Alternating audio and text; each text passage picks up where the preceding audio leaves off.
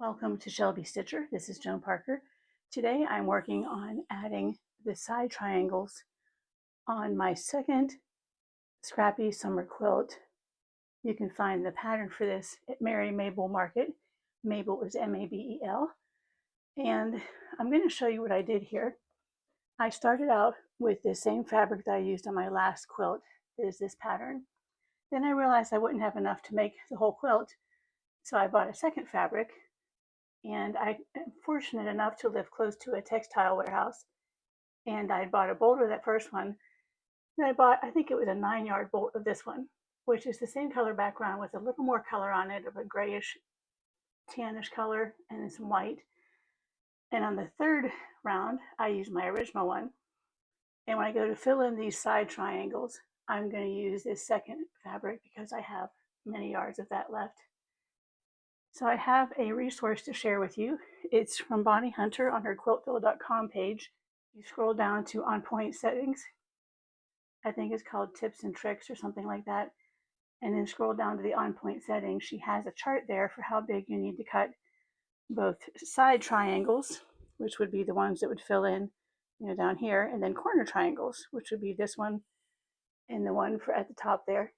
So that saves some. Now I'm over at my cutting table, and for my side triangles that go along the edge of my quilt, I need a 9 3/4 inch square cut diagonally both ways.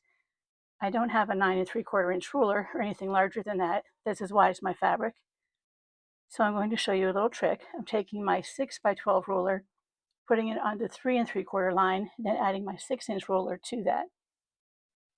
Again, always cut away from you and put pressure on the area where you're cutting. And there we go. I'm going to put my rulers back where they belong so I know where they are. Now I'm just going to move this out of the way temporarily so that I can cut this into smaller sections. I'm going to even up the edge just so I know that that's square, and I want to make sure I cut off all the selvage. This has some writing on the selvage, but I can see where the heavier weave starts. It's right there. So I can push this right up to the edge and get every little speck of that usable. I'll throw that away in my little tabletop trash can right away. And I'm going to line this up with the 7-inch line. So 7 plus 9 3/4 would be 16 3/4. I'm also making sure that my fabric is lined up along the top there. So I said 16 3/4. That would be right here. I'm not using my mat so much for the measuring. I'm putting my 3/4 inch line on this line so that I know I'm extending 3/4 of an inch beyond that. So now I can count 6, 7, 8, 9 3/4. That's how big I need my square. Well, I did slip a tiny bit, but that's okay. I'm going to cut the other one the same way. And I need 40 of these side triangles, so I'm going to do several at a time. And again, 7, that's on 7. So 9 3/4 would be 16 3/4. Here's my 17-inch line right here. So I'm going to put this on the 3/4 inch line.